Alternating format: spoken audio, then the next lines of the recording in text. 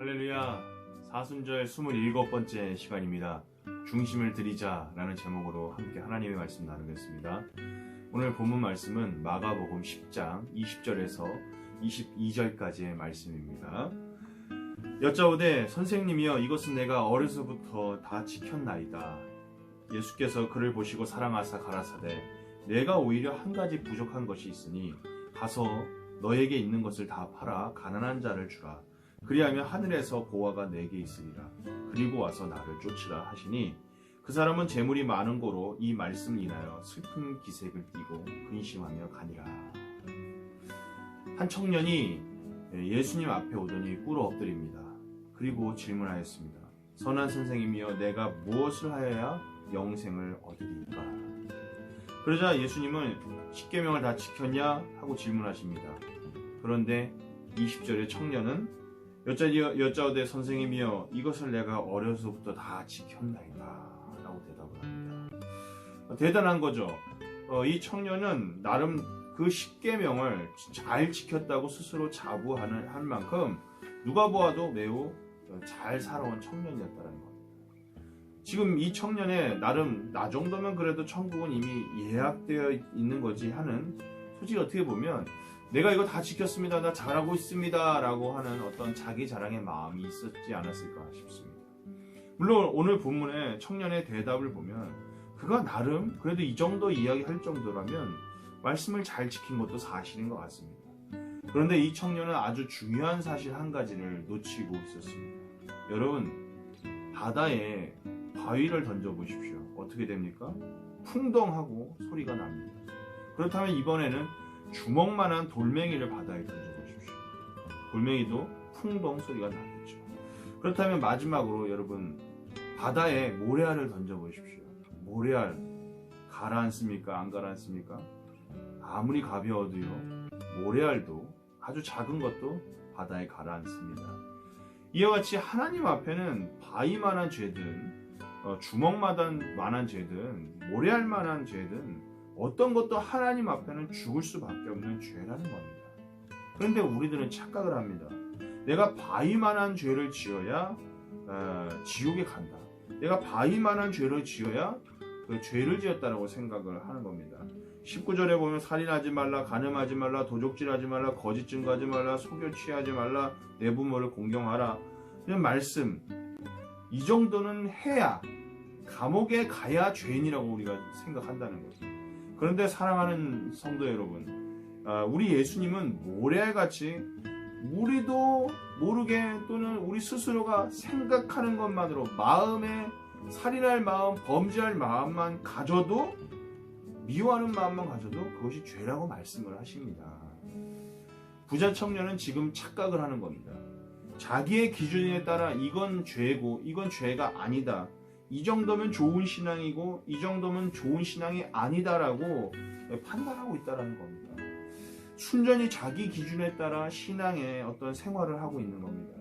그래서 오늘 본문에 예수님께서는 그 청년의 숨은 의도를 다 아시고 그걸 어떻게 보면 교정해주고 싶으신 거죠. 그래서 그가 한 발 더 주님이 기뻐하시는 사람이 될 수 있도록 그래도 한 가지 부족한 게 있어 라고 말씀을 해주는 겁니다.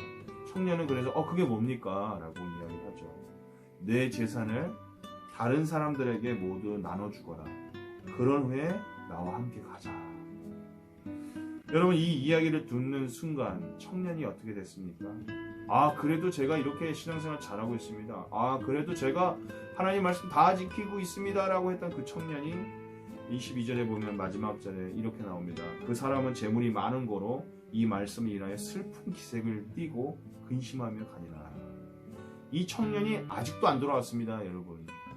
여러분, 이 청년에게 부족한 것이 무엇입니까? 바로 마음입니다. 행위는 깨끗하고 어떠한 내가 생각하는 기준에 따라 말씀에 순종하는 것 같지만 정작 그 중심에는 온전히 하나님 앞에 마음을 들이지 못했다는 거죠. 그렇습니다. 내가 세운 내 기준이 아니라 예수님의 기준을 붙들어야 합니다. 청년은 자기의 재물을 포기할 수 없어서 예수님을 따라가지 않았습니다. 결국 그는 예수님보다 재물을 사랑한 겁니다. 우리의 마음은 어떻습니까? 혹시 이 청년처럼 내가 포기할 수 없는 또 예수님과 저울질하며 또 고민하게 만드는 것은 무엇일까요? 여호와께서 사무엘에게 이르시되 그 용모한 신장을 보지 말라. 내가 이미 그를 버렸노라. 나의 보는 것은 사람과 같지 아니하니 사람은 외모를 보거니와 나 여호와는 중심을 보느니라. 사무엘 16장 7절에 나와 있죠. 여러분, 다윗이 하나님께 기름 부음을 받고 그렇게 사랑을 받은 이유를 성경은 그가 하나님의 마음의 중심에 합한 자라라고 이야기했습니다. 생각해보면 우리가 잘 아는 것처럼 골리앗과 싸우러 나갈 때 다윗의 모습을 상상해보면 그가 결코 자신을 위해서 골리앗과 싸우러 나간 것 같지는 않습니다. 정말 자신을 위했다면 그 무시무시한 골리앗과 싸우러 나갈 수 없었겠죠. 당시 다윗의 마음에는 오직 하나님 한 분, 오직 하나님의 영광만이라는 그 마음이 가득했기 때문에 물불을 가리지 않고 나아가지 않았나 싶습니다. 우리도 다윗과 같이 하나님이 원하실 때 망설이지 않고 사명의 자리, 섬김의 자리, 또 십자가의 자리로 나아갈 수 있는 우리가 되었으면 좋겠습니다. 내 기준에서 그런 어떤 신앙의 생활을 하는 것이 아니라 하나님의 기준에서 하나님의 마음에 합한 사람 다윗처럼 정말 무엇이 하나님을 기쁘시게 하는 것이란가라고 곰곰이 생각을 해보는, 또 그러면서 예수님이라면 어떻게 하셨을까라고 삶의 자리에서 고민하며 살아갈 수 있는 저와 여러분이 되었으면 좋겠습니다. 이제 말씀을 마치고자 합니다.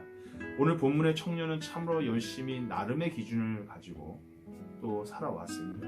그런데 중요한 건 그건 내 기준이지 예수님의 기준은 아니었다는 겁니다. 결국 예수님이 자신의 기준에서 내가 생각했던 신앙의 어떤 기준에서 벗어난 이야기를 하자 결국에 고민하며 예수님을 떠나가고 말았습니다. 그렇습니다. 중요한 건 그리스도인의 신앙의 기준은 다시 말씀드리지만 오직 예수님이 되어야만 합니다. 사순절 남은 기간 동안 우리의 마음의 의자에 앉아있는 주인은 누구입니까? 그 마음의 중심에 주인의 자리를 온전히 예수님께 내어드릴 수 있는 저와 여러분이 되기를 간절히 소망합니다. 감사합니다.